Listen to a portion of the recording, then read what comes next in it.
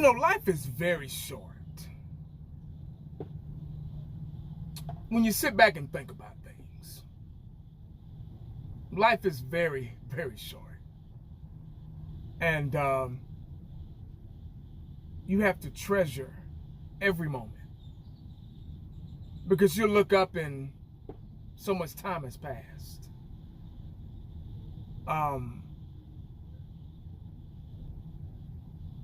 I was thinking about some things this morning with the Dallas Cowboys. And I remember I went back and watched some old videos, man. I mean, 2012, 2016, and I was just like, what the hell am I doing? What? I had no clue. I just turned on the camera and just started running my mouth. Hell, kind of like I do now, And I was looking at those years and I was like, wow. Time goes by so quick. That was like 12 years ago, I was thinking about that 2016 season, and that's when I really got involved with YouTube, because my mom had passed that year, July 25th, 2016. And I needed something to do to get my mind off of, I'll never get my mind off my mom. I think about her every day, but just to kind of cushion the blow, I just needed to keep myself occupied with something that I enjoy doing. And I remember getting Dak Prescott. I remember getting Ezekiel Elliott. I remember Romo went down, and we still had Dez. We still had Witten. We had the best offensive line in football. And defense was okay. It could have been better, but it was okay. We had a good team. That was our year. I felt like that was a good year for us to, I'm not going to say that was our year, but I felt like that was a good opportunity for us to win a Super Bowl, 2014 and then 2016. Those 2 years were, really, really good, productive years, dominant years for us. But it didn't happen, and I'm okay with that, I was watching my videos and I was thinking about the stuff I was saying, and it's exactly what I'm saying today. I'm still talking about offensive line is very important. The team starts with an offensive line. You got to start with that first. You can't do anything with an offensive line. You got to have that. You got to have the best offensive line in football in order to control the clock, time of possession, control the offense. Hell, control the defense too. It keeps the defense off the field. If you got a healthy, dominant, strong offensive line, it allows the offense to develop a running game and run, milk, and keep that defense resting. You get what I'm saying? So that's why I say an offensive line controls both. If you know anything about football, it controls both sides of the ball. Yeah, that's football 101 right there. That's for the youngsters that don't know too much. That's for the youngsters that like all the exotic positions, like running back and wide receiver. And no. It starts with the offensive line. I'm sorry, it does.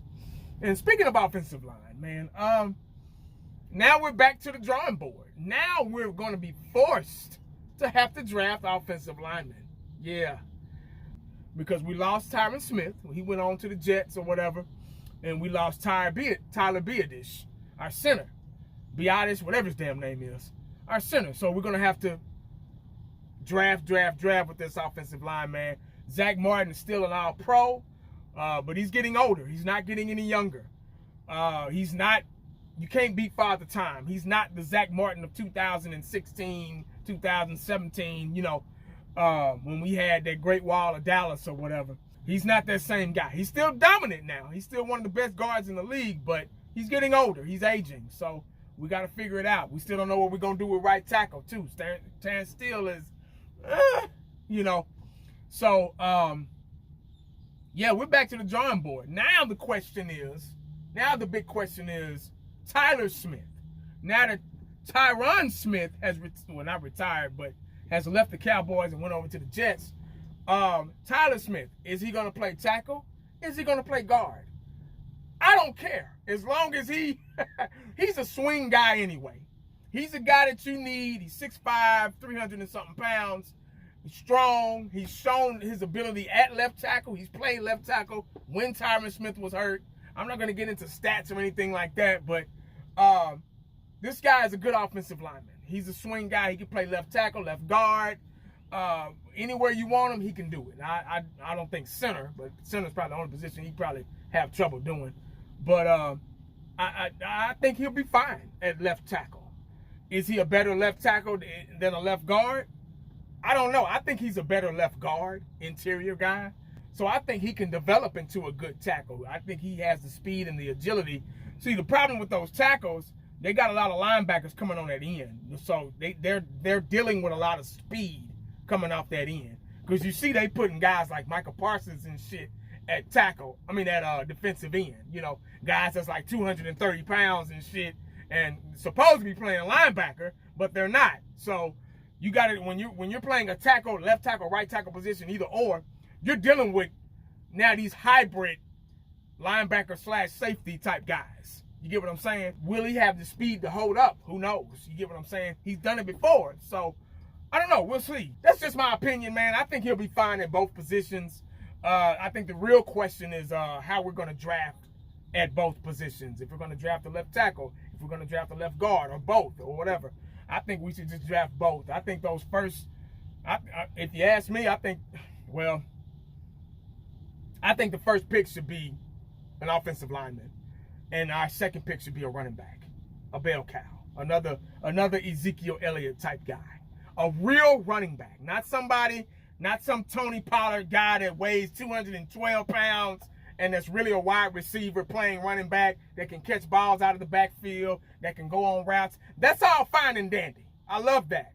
But we need somebody we need a bell cow, somebody that can take hits, hit the hole, hit the right hole, and, run the daylight.